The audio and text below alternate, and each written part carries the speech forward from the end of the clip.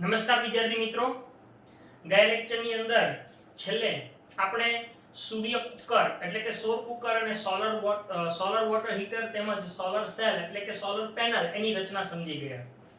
આજના ટોપિકની અંદર આપણે સમજવાનું છે એ છે સમુદ્રમાંથી ઊર્જા. બરાબર, તો આજનો આપણો ટોપિક છે સમુદ્રમાંથી ઊર્જા.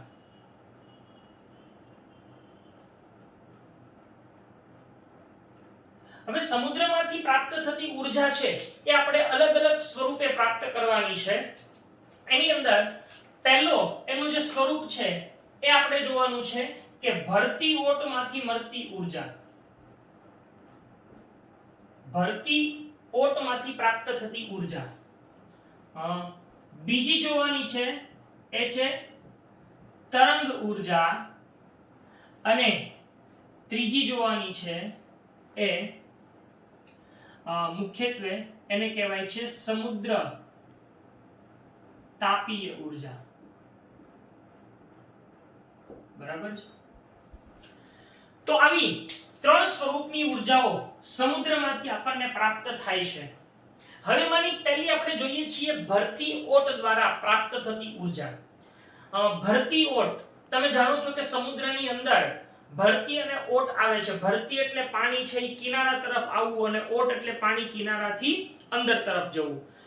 હવે આ ભરતી અને ઓટ કોના કારણે થાય છે? તો આપણે જાણીએ છીએ કે ચંદ્ર છે એનું ગુરુત્વાકર્ષણ બળ જે લાગે છે એ ગુરુત્વાકર્ષણ બળને કારણે જે સમુદ્રની સપાટી છે એમાં ચડાવ અને ઉતાર આવે છે. બરાબર છે. સમુદ્રની જે સપાટી છે એની ઉપર ચડાવ અને ઉતાર આવે. આ સમુદ્રની સપાટીના જે ચડાવ ઉતાર છે એને જ તે આપણે ભરતી ઓટ તરીકે ઓળખીએ છીએ.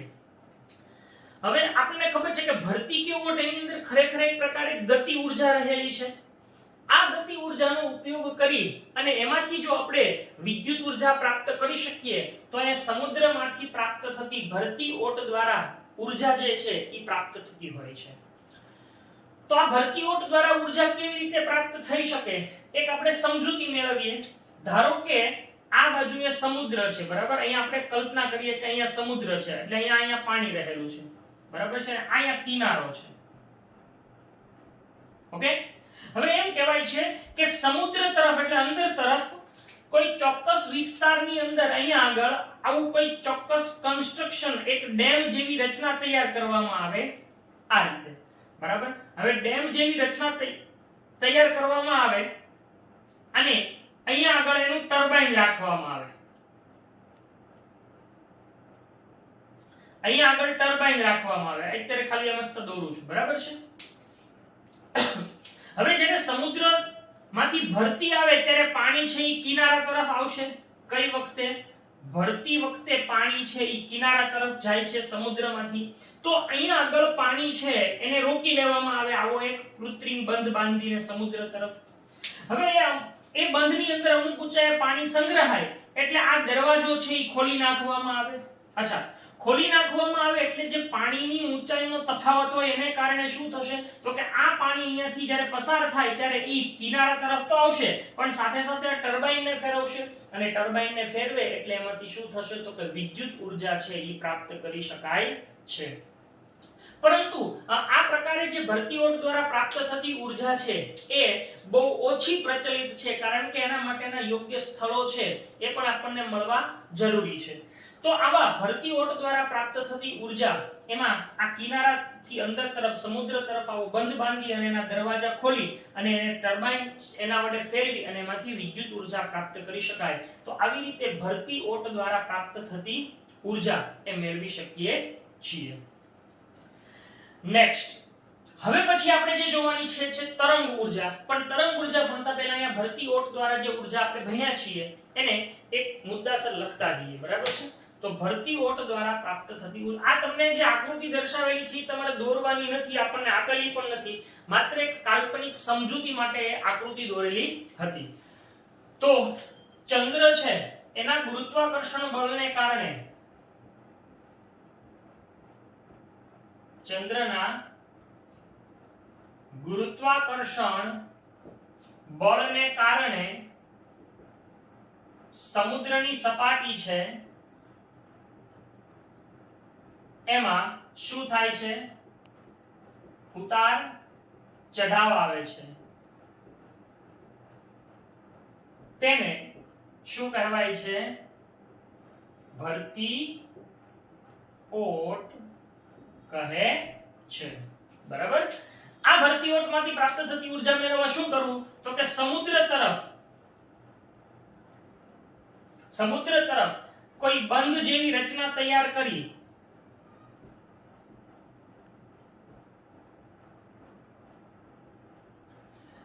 સમુદ્રના પાણીની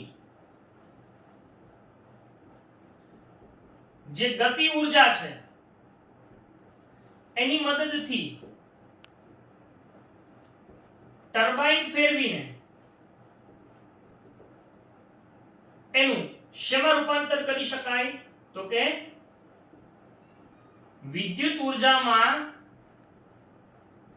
રૂપાંતર કરવામાં આવે છે. બરાબર. તો આવી રીતે બંધ જેવી રચના તૈયાર કરી અને સમૂહ આ ભરતી ઓટ દ્વારા પ્રાપ્ત થતી ઊર્જા છે મેળવવામાં આવે છે. આમ ભરતી ઓટ દ્વારા પ્રાપ્ત થતી ઊર્જાની અંદર ગતિ ઊર્જા છે એનું શેમાં રૂપાંતર થાય છે? તો કે ગતિ ઊર્જાનું વિદ્યુત ઊર્જામાં રૂપાંતર થાય છે. ઓકે. તરંગ ઊર્જા ખાસ કરીને સમુદ્રના જે કિનારાના વિસ્તારો હોય ત્યાં આગળ બહુ ભારે પવન ફૂંકાતા હોય ને પવનને કારણે તરંગો છે એ ઉત્પન્ન થતા હોય છે. આવા તરંગોની અંદર પણ ગતિ ઊર્જા રહેલી છે. તો આવા બહુ વધારે પ્રમાણની અંદર બહુ મોટી માત્રાની અંદર જ્યાં તરંગો ઉત્પન્ન થતા હોય છે, તરંગ ઊર્જા ઉત્પન્ન થતી હોય એવા વિસ્તારોની અંદર ચોક્કસ પ્રકારે ટર્બાઇન છે એ ગોઠવી અને એની મદદથી એની ગતિ ઊર્જાનો ઉપયોગ કરીને એમાંથી વિદ્યુત ઊર્જા મેળવી શકાય છે. તો આવી રીતે તરંગ ઊર્જા પણ એક પ્રકારે ગતિ ઊર્જાનું વિદ્યુત ઊર્જામાં રૂપાંતર ઉપર જ કાર્ય કરે છે. તો તરંગ ઊર્જાની અંદર ખાસ કરીને જે સમુદ્ર છે એના કિનારાના વિસ્તારોમાં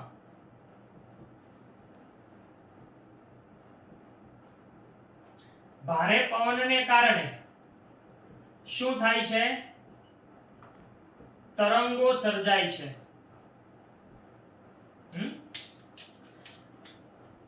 જ્યાં વધુ પ્રમાણમાં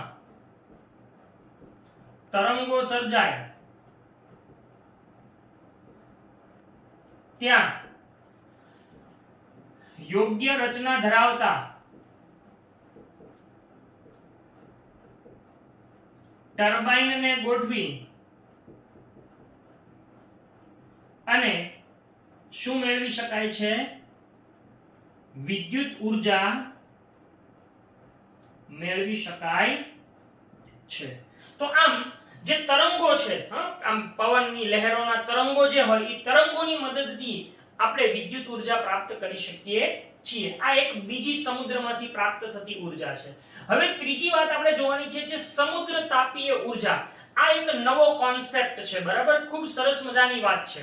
સમુદ્ર તાપીય ઊર્જા આપણે એક આકૃતિ દ્વારા સમજીએ કે ધારો કે આ સમુદ્ર છે. બરાબર. આ સમુદ્રની સપાટી છે. હવે અહીંયા પાણી છે. બરાબર.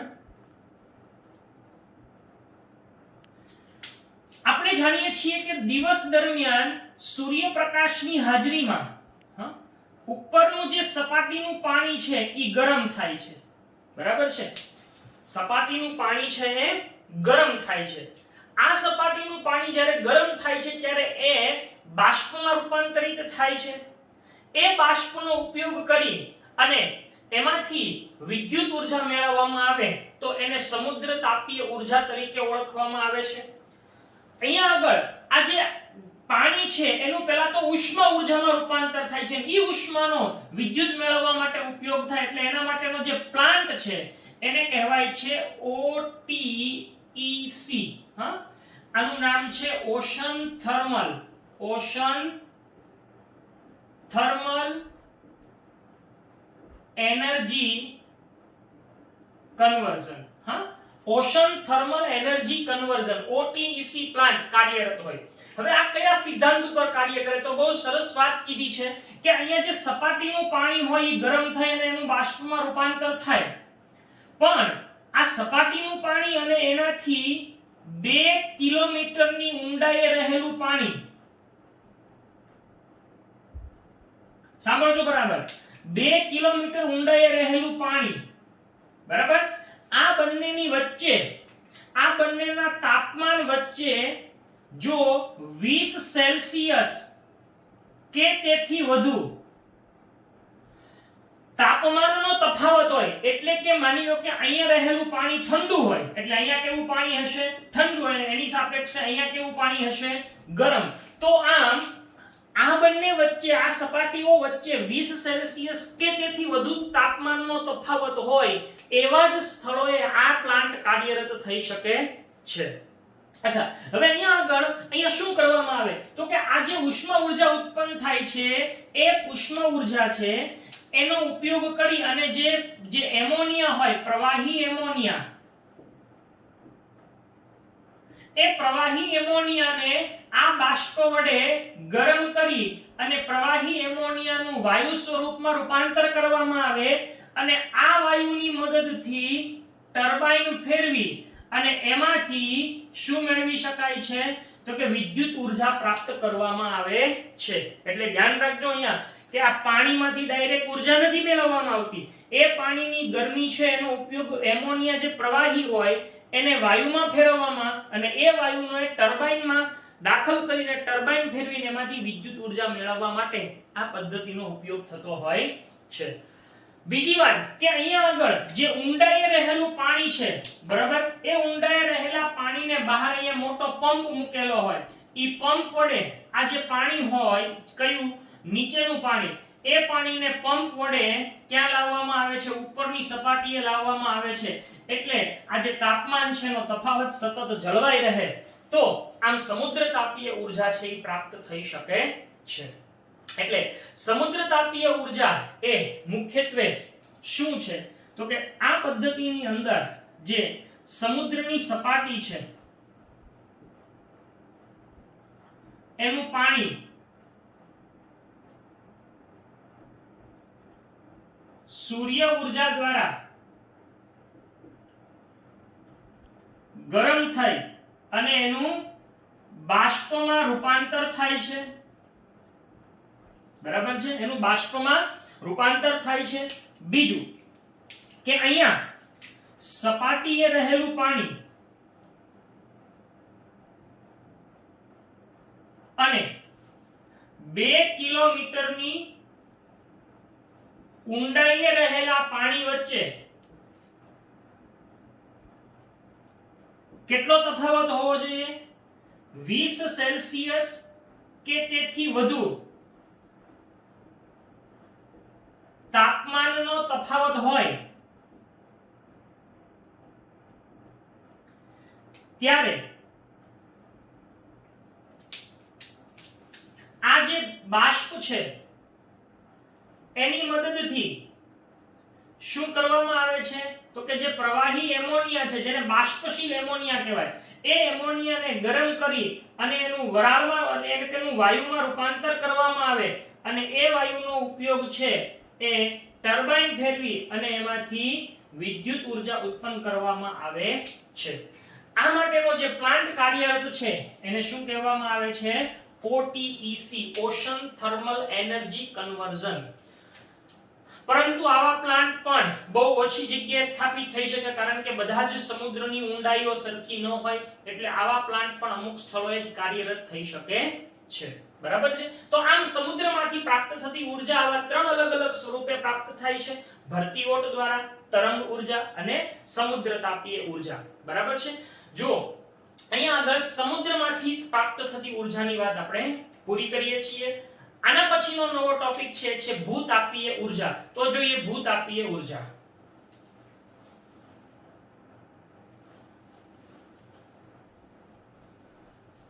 ભૂતાપીય ઉર્જા પણ એક સરસ મજાનો ઉર્જા સ્ત્રોત છે. આવા સ્થળો પણ બહુ ઓછી જગ્યાએ જોવા મળે છે પૃથ્વી ઉપર.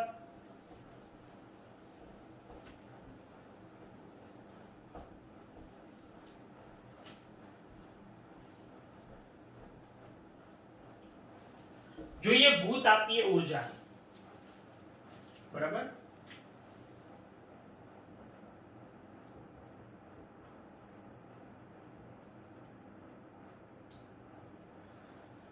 Geothermal energy. આપણે જાણીએ છીએ કે પૃથ્વીની સપાટીથી ઊંડાઈએ આવેલા જે ખડકો છે એ ખડકો એ પૃથ્વીના પેટાળની ગરમીને કારણે પીગળે છે અને એની જે ગરમી હોય એ ખડકોમાં ચોક્કસ સ્થાનોની અંદર સંગ્રહિત થાય છે. આવા સ્થાનોને ગરમ બિંદુ કહેવાય. આપણે એક ઉદાહરણ આકૃતિ દ્વારા સમજીએ કે ધારો કે આ પૃથ્વીની સપાટી છે, બરાબર છે? આ પૃથ્વીની સપાટી. હવે અહીંયા ઊંડાઈએ રહેલા જે ખડકો હોય એ ગરમીને કારણે અહીંયા ખડકો છે એ પીગળે છે, બરાબર છે? અહીંયા બધા ખડકો હોય એ પીગળે છે. અચ્છા, એ ખડકો પીગળે છે ત્યારે એ પીગળિત અવસ્થામાં ઉપર તરફ આવી અને કોઈ એક વિસ્તારની અંદર સંગ્રહિત થાય. માની લો કે અહીંયા આવા આ જે લાવા છે, ગરમ છે, એ સંગ્રહ થયો, બરાબર છે? આવા વિસ્તારોને શું કહેવામાં આવે છે? તો કે આવા વિસ્તારોને ગરમ બિંદુઓ કહેવામાં આવે છે.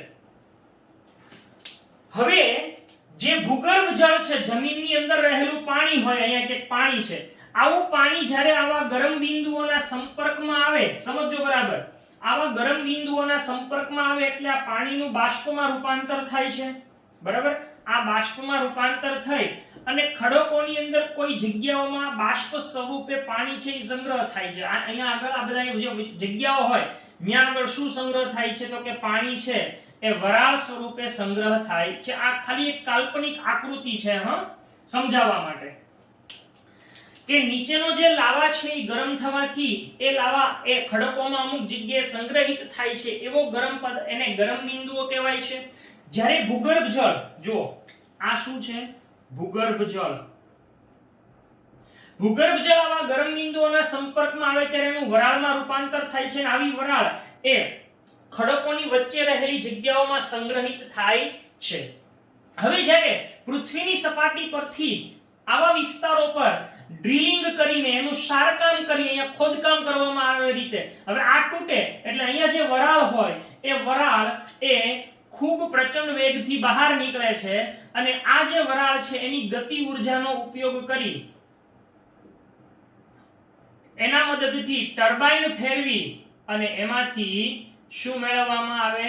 વિદ્યુત ઊર્જા પ્રાપ્ત કરવામાં આવે. તો આ આખી પદ્ધતિને ભૂતાપીય ઊર્જા તરીકે ઓળખવામાં આવે છે. તો ભૂતાપીય ઊર્જામાં શું હોય? ફરી વખત કે પૃથ્વીની સપાટીની નીચે રહેલા ગરમ વિસ્તારો છે, ગરમ જે લાવારસ રહેલો છે, બરાબર છે?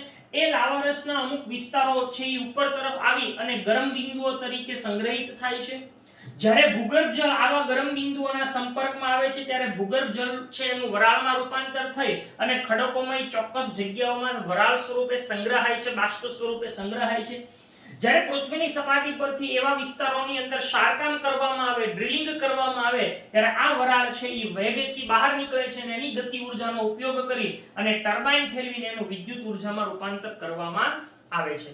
આવા વિસ્તારો પૃથ્વી પર બહુ ઓછા છે, ખાસ કરીને ન્યુઝીલેન્ડ અને યુનાઇટેડ સ્ટેટ્સ ઓફ અમેરિકાની અંદર જ આવા વિસ્તારો છે એ મુખ્યત્વે જોવા મળે છે. એટલે આવા પ્લાન્ટ છે એ ન્યુઝીલેન્ડની અંદર અને આ ખાસ કરીને યુનાઇટેડ સ્ટેટ્સ ઓફ અમેરિકાની અંદર કાર્યરત હોય છે. તો આવી રીતે ભૂતાપીય ઊર્જા આપણને પ્રાપ્ત થાય છે. ગરમી ભૂગર્ભની અંદર રહેલી ગરમીની આપણે મદદથી વિદ્યુત ઊર્જા પ્રાપ્ત કરી શકીએ છીએ. તો ભૂતાપીય ઊર્જા કે પૃથ્વી સપાટીથી ઊંડાઈએ રહેલા ખડકો છે એ ગરમીને કારણે પીગળે છે અને ઉપર તરફ આવી અને કોઈ ચોક્કસ વિસ્તારોમાં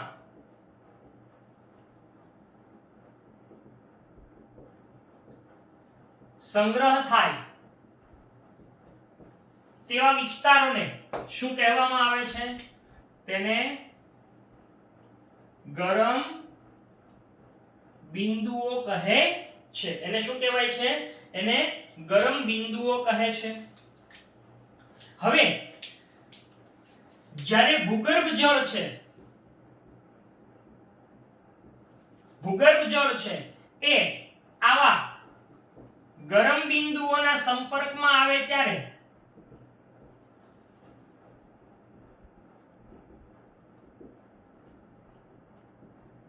તેનું શેમાં રૂપાંતર થાય છે? વરાળમાં રૂપાંતર થાય છે. આ વરાળ એ ખડકોની વચ્ચેની જગ્યામાં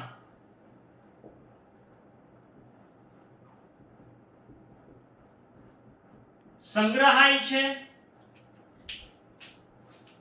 અને યોગ્ય શારકામ વડે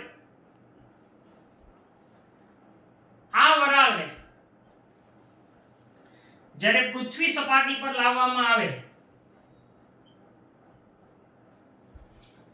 ત્યારે એને એની મદદથી ટર્બાઇન ફેરવી અને એમાંથી શું મેળવી શકાય છે? વિદ્યુત ઉર્જા મેળવી શકાય છે. આવા પ્લાન્ટ ખાસ કરીને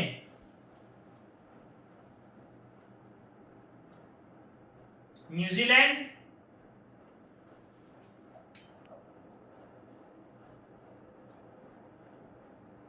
અને યુનાઇટેડ સ્ટેટ્સ ઓફ અમેરિકામાં કાર્યરત છે. તો આવા ભૂતાપીય ઉર્જા પણ એક બિન પરંપરાગત ઉર્જા સ્ત્રોત છે. બરાબર. હવે પછીનો છેલ્લો ઉર્જા સ્ત્રોત એ છે ન્યુક્લિયર ઉર્જા, અને ન્યુક્લિયર ઉર્જા સાથે આપણું પ્રકરણ પણ આજે પૂરું થશે. તો હવે આપણે આના પછીનો છેલ્લો ટોપિક જોઈએ છીએ ન્યુક્લિયર ઉર્જા. ચલો, ન્યુક્લિયર ઉર્જા.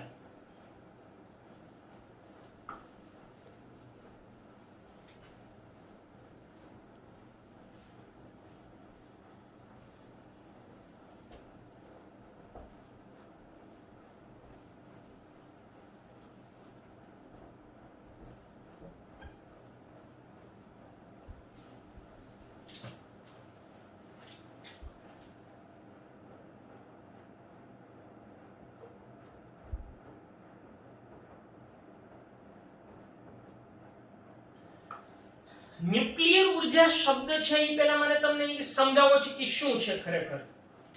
તમે પરમાણુનું બંધારણ ભણી ગયા છો, બરાબર? પરમાણુને અંગ્રેજીમાં શું કહેવાય? એટમ. બરાબર. હવે પરમાણુનું બંધારણ કેવું છે? તો કે પરમાણુ એક પોલો ગોળો છે આવો, અને અહીંયા એનું એક કેન્દ્ર રહેલું છે. આ શું છે? પરમાણુ કેન્દ્ર. અને આ શું છે? પરમાણુની કક્ષા, ઇલેક્ટ્રોનની કક્ષા. હવે કક્ષાની અંદર કોણ રહે છે? તો કે ઇલેક્ટ્રોન રહે છે. અને પરમાણુના કેન્દ્રમાં કોણ રહે છે? તો કે પરમાણુના કેન્દ્રમાં પ્રોટોન અને ન્યુટ્રોન રહે છે. પ્રોટોન ધન વિદ્યુતભારિત અને ન્યુટ્રોન છે એ તટસ્થ છે. આ પરમાણુ કેન્દ્રને અંગ્રેજીમાં શું કહેવાય છે? ન્યુક્લિયસ. શું કહેવાય છે? ન્યુક્લિયસ. અને એ ન્યુક્લિયસની અંદરથી જે ઉર્જા પ્રાપ્ત થાય એ ઉર્જાને શું કહેવાય છે? ન્યુક્લિયર ઉર્જા તરીકે ઓળખવામાં આવે. એટલે અહીંયા ન્યુક્લિયર ઉર્જા શબ્દ ક્યાંથી આવ્યો? ન્યુક્લિયસ ઉપરથી, કે પરમાણુના કેન્દ્રની અંદર ઉર્જા છે. તો હવે આપણને પ્રશ્ન થાય કે કેવી રીતે? તો એ મારે અહીંયા તમને સમજાવવાનું છે. ન્યુક્લિયર ઉર્જા એ ખરેખર આપણને બે સ્વરૂપે પ્રાપ્ત થાય છે, બે પ્રક્રિયાઓ દ્વારા. એક ન્યુક્લિયર વિખંડન દ્વારા, ન્યુક્લિયર વિખંડન દ્વારા, અને એક છે એ ન્યુક્લિયર સંલયન દ્વારા. બરાબર. ફ્યુઝન અને ફિઝન બે પ્રક્રિયાઓ છે. વિખંડન અથવા વિભાજન એકમાંથી બે થવા, અને સંલયન એટલે જોડાણ થવું. બરાબર. તો આપણે જોઈએ કે ન્યુક્લિયર વિખંડન દ્વારા પહેલા કેવી રીતે થાય, સમજૂતી મેળવીએ. ન્યુક્લિયર વિખંડન પ્રક્રિયા.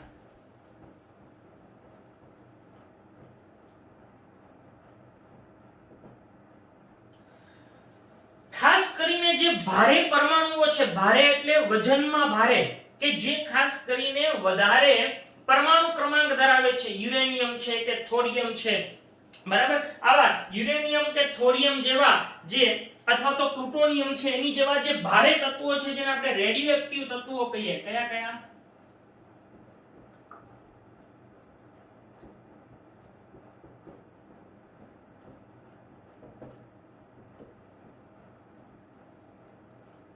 યુરેનિયમ, પ્લુટોનિયમ કે થોરિયમ જેવા ભારે તત્વો છે, ભારે ન્યુક્લિયસ છે. અચ્છા, ભારે ન્યુક્લિયસ એટલે હું કલ્પના માટે દોરું છું કે આ આપણું પરમાણુ છે, અહીંયા એનું પરમાણુ કેન્દ્ર છે, બરાબર છે, એટલે કે ન્યુક્લિયસ છે. હવે આવા જે ભારે ન્યુક્લિયસ છે એ ભારે ન્યુક્લિયસ ઉપર ન્યુટ્રોનનો પ્રતાડન કરવામાં આવે. ખાલી ન્યુટ્રોનને બહાર કાઢી અને ન્યુટ્રોનનું પ્રતાડન કરવામાં આવે. હવે ન્યુટ્રોન જ હું કામ ફેંકવાનો સમજી ગયો કે અહીંયા બહાર ઇલેક્ટ્રોન હોય, ઇલેક્ટ્રોન ફેંકીએ તો ઇલેક્ટ્રોન દળ વિહીન છે અને દળ જ નથી, એટલે જઈ જ નહીં. કે પ્રોટોન ફેંકીએ તો ઇલેક્ટ્રોન સાથે શું થાય? આકર્ષણ. એટલે ન્યુટ્રોન ફેંકવામાં આવે છે.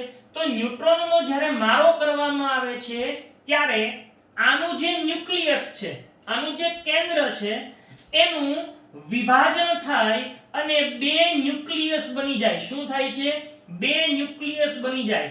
આ એવું જરૂરી નથી કે બે ન્યુક્લિયસ છે એ સરખા જ હોય. હું તમને એક સિમ્પલ ઉદાહરણ આપું કે આપણે એક સફરજન રાખીએ અને સામેથી આમ એક ગોળી મારીએ તો સફરજનના બે જ સરખા ભાગ ન થાય, અનિયમિત ભાગ થાય, પણ બે ભાગ થાય ખરા. તો એમાં અહીંયા બે અનિયમિત ભાગ થાય છે.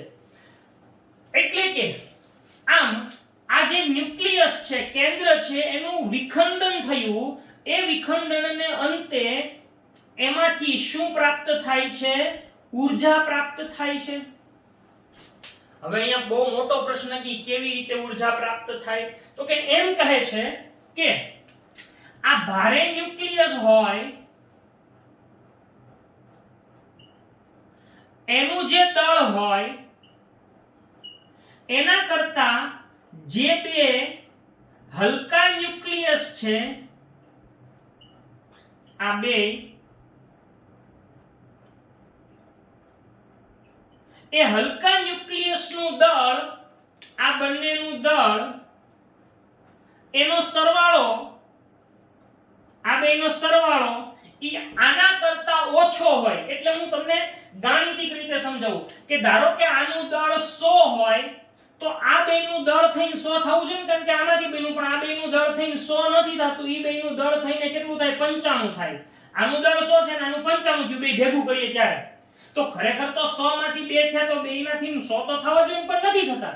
તો ઈ જે ઘટ છે, આ બંને વચ્ચેની જે ઘટ છે, એટલે કે દળમાં જે ઘટાડો થાય છે, ઈ દળમાં થતો જે ઘટાડો છે એ એક બહુ મહાન વૈજ્ઞાનિક છે આઇન્સ્ટાઈન, એમણે સૂત્ર આપ્યું હતું. કયું સૂત્ર છે તમને ખબર છે? કે E delta mc². આવું એક સૂત્ર આપ્યું હતું. કોણે આપ્યું હતું? આઇન્સ્ટાઈને. તો આઇન્સ્ટાઈનના સૂત્ર E delta mc² પ્રમાણે દળમાં થતો આ ઘટાડો છે ઈ શેમાં પરિણમે છે? તો કે ઊર્જામાં પરિણમે છે. હવે હું તો કે E એટલે અંગ્રેજીમાં એને કહેવાય એનર્જી, એટલે કે ઊર્જા. ડેલ્ટા m એટલે દ્રવ્યમાનમાં થતો ફેરફાર. અહીંયા હું ફેરફાર એટલે લખું છું કે ફેરફારમાં ઈ વધારો હોઈ શકે ને ઘટાડો હોઈ શકે, એટલે આમ ઘટાડો જ લઈએ પણ અહીંયા ફેરફાર લખશું. અને c એટલે શું? તો આપણે 10મા પ્રકરણમાં ભણી ગયા છીએ કે પ્રકાશનો શૂન્યાવકાશમાં વેગ. તો આમ હવે અહીંયા આ તો ફિક્સ જ છે. આપણને ખબર છે કે પ્રકાશનો શૂન્યાવકાશમાં વેગ કેટલો છે? 3 × 10⁸ મીટર પ્રતિ સેકન્ડ. એટલે આ આંકડો તો ફિક્સ થઈ ગયો. અહીંયા આ જ કિંમત મૂકવાની. હવે જે દ્રવ્યમાનમાં થતો ઘટાડો છે જે અહીંયા, ઈ તમે અહીંયા મૂકો ને બેનો ગુણાકાર કરો એટલે એના અંતે પ્રાપ્ત થતી શું મળી જાય? ઊર્જા. તો આમ આ ઊર્જા જે પ્રાપ્ત થાય ઈ ગરમીના સ્વરૂપમાં હોય, ઉષ્માના સ્વરૂપમાં હોય છે. એ ગરમીનો ઉપયોગ ખાસ એના પ્રકારના એક રચનાઓ તૈયાર કરી હોય જેને ન્યુક્લિયર રિએક્ટર કહેવાય. શું કહેવાય છે? Nuclear reactor. આ ન્યુક્લિયર રિએક્ટરની અંદર આ પ્રક્રિયા થાય એટલે એમાં ખૂબ ગરમી ઉત્પન્ન થાય અને એ ગરમીને ખાસ પાણી છે એને ગરમ કરીને એની જે વરાળ બને ઈ વરાળની મદદથી ટર્બાઇનમાં રૂપાંતરિત કરવામાં આવે છે. તમને એક બહુ મજાની વાત કહી દઉં જે એમસીક્યુ સ્વરૂપે કે એક વાક્યના સવાલ સ્વરૂપે પૂછી શકાય કે એક યુરેનિયમના પરમાણુમાંથી યુરેનિયમના એક પરમાણુમાંથી પ્રાપ્ત થતી જે ઊર્જા છે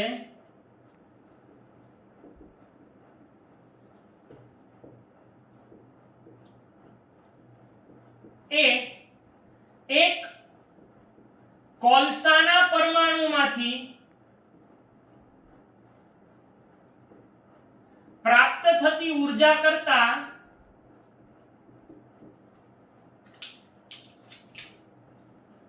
10 મિલિયન ગણી, કેટલી? 10 મિલિયન ગણી વધુ છે. એટલે કોની ઊર્જા વધુ છે? યુરેનિયમમાંથી પ્રાપ્ત થતી ઊર્જા વધુ છે. હવે વિચારો તો કે કોલસાની અંદરથી વિદ્યુત ઊર્જા બનાવી એટલે કે તાપ વિદ્યુત મથકોમાં કોલસાનું દહન કરીને એમાંથી પાણીને બાષ્પમાં ફેરવવું એની કરતા યુરેનિયમમાંથી પ્રાપ્ત કરવું વધારે સરળ બને છે. તો આમ આવા ન્યુક્લિયર રિએક્ટરોની અંદર આવી પ્રક્રિયા દ્વારા, ન્યુક્લિયર વિખંડન પ્રક્રિયા દ્વારા જે ઉષ્મા ઊર્જા ઉત્પન્ન થાય એ ઉષ્માનો ઉપયોગ કરી અને શું કરવામાં આવે છે તો કે એ ઉષ્મા ઊર્જાનો ઉપયોગ ટર્બાઇનને ફેરવી અને એનું વિદ્યુત ઊર્જામાં રૂપાંતર કરવા માટે થાય છે.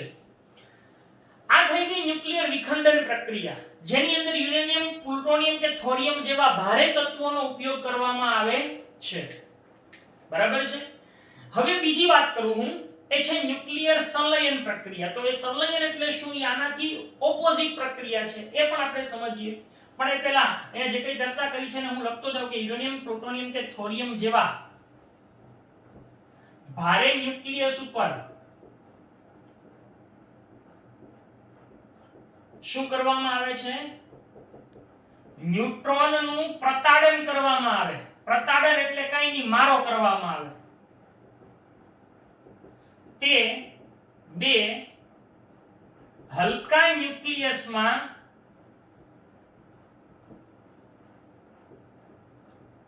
રૂપાંતરિત થાય છે.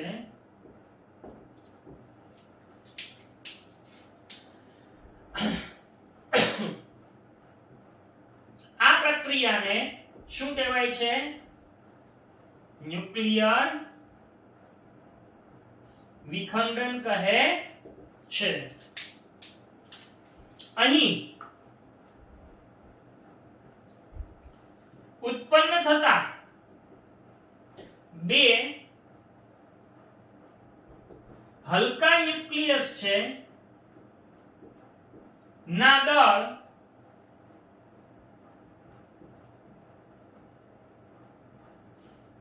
ભારે ન્યુક્લિયસ કરતા સહેજ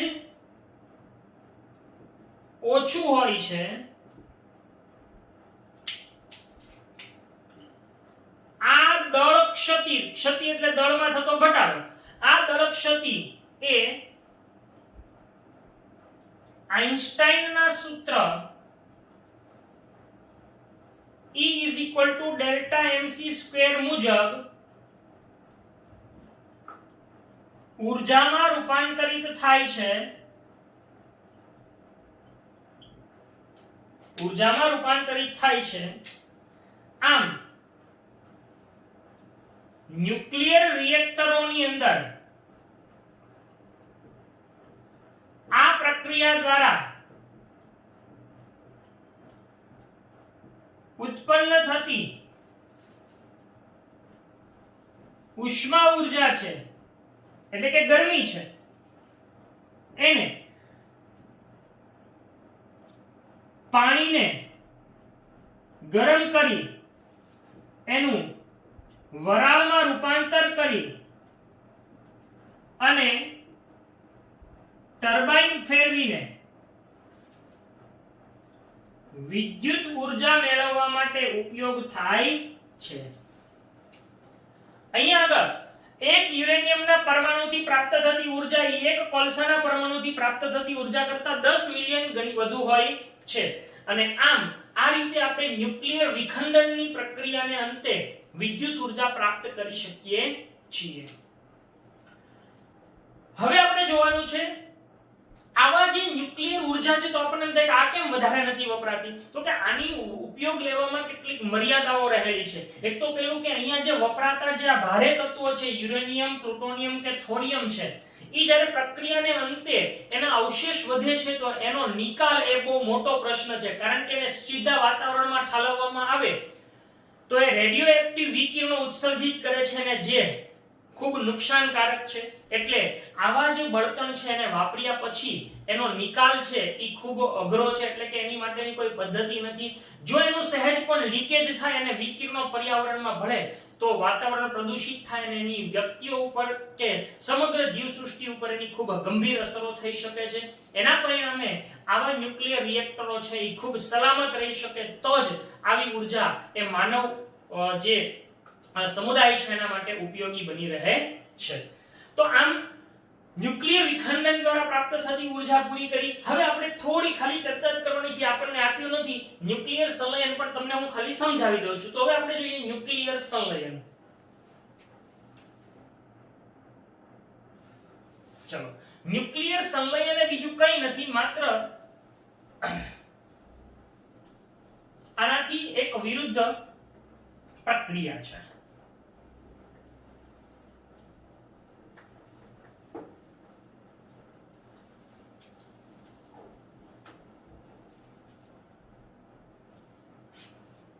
ઓકે, ન્યુક્લિયર સંલયન.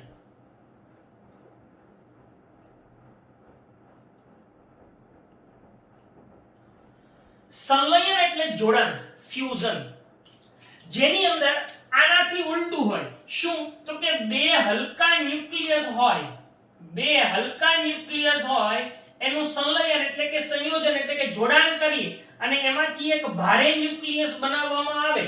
એમાંથી એક ભારે ન્યુક્લિયસ બનાવવામાં આવે તો આ બનતા ભારે ન્યુક્લિયસનું દળ આ બંનેના દળ કરતા સહેજ ઓછું હોય. પાછું એનાથી ઉલટું સમજાવું, 1 ગ્રામ માની લો કે 1 છે આ બેયનું દળ, તો આનું દળ 2 થવું જોઈએ ને, પણ 2 નહીં થાય. કેટલું થશે? 1.6 થશે. બરાબર? કેટલું થાય? 1.6. તો આ જે 2 છે ટોટલ, એમાંથી 1.6 થયું, તો આ જે દળમાં થતો ઘટાડો છે એ આઇન્સ્ટાઈનના સૂત્ર મુજબ શેમાં રૂપાંતર પામે છે? ઉર્જામાં. એટલે આવી પ્રક્રિયાને શું કહેવાય? ન્યુક્લિયર સંલયન. હવે અહીંયા શું હોય? ઊંધું હોય. અહીંયા કેવા ન્યુક્લિયસ લેવાના હોય? બે હલકા ન્યુક્લિયસ. જેમ કે આ હાઇડ્રોજન છે, આ હાઇડ્રોજન, એમાંથી કયો ન્યુક્લિયસ બને? તો કે હિલિયમ ન્યુક્લિયસ બને. એટલે હાઇડ્રોજન કરતા હિલિયમ ભારે થયો. તો આમ બે હલકા ન્યુક્લિયસનું સંલયન એટલે કે સંયોજન કરી અને એક ભારે ન્યુક્લિયસ બનાવવામાં આવે અને એ ભારે ન્યુક્લિયસમાંથી વિદ્યુત, એ ભારે ન્યુક્લિયસની જે ઊર્જા બને એમાંથી વિદ્યુત ઊર્જા પ્રાપ્ત થાય તો એને ન્યુક્લિયર સંલયન તરીકે ઓળખવામાં આવે છે. તો આવી પ્રક્રિયા એ ન્યુક્લિયર ઊર્જાની અંદર કરવામાં આવતી હોય છે અને આ બધી પ્રક્રિયા એ ઓપન એટમોસ્ફિયરમાં નહીં, પરંતુ એના માટે ચોક્કસ રિએક્ટરો હોય, ન્યુક્લિયર રિએક્ટરો, એની અંદર આ પ્રક્રિયાઓ કરવામાં આવતી હોય છે. તો આ સાથે ન્યુક્લિયર ઊર્જા સાથે આપણું પ્રકરણ નંબર 14 અહીંયા પૂર્ણ થાય છે. હોમવર્ક ની અંદર જે ચલાવ્યું છે એ આખું બોર્ડ વર્ક બધું જ એક વખત લખી અને મોકલવાનું રહેશે. તો અહીંયા લેક્ચરને પૂર્ણ કરીએ છીએ. Thank you.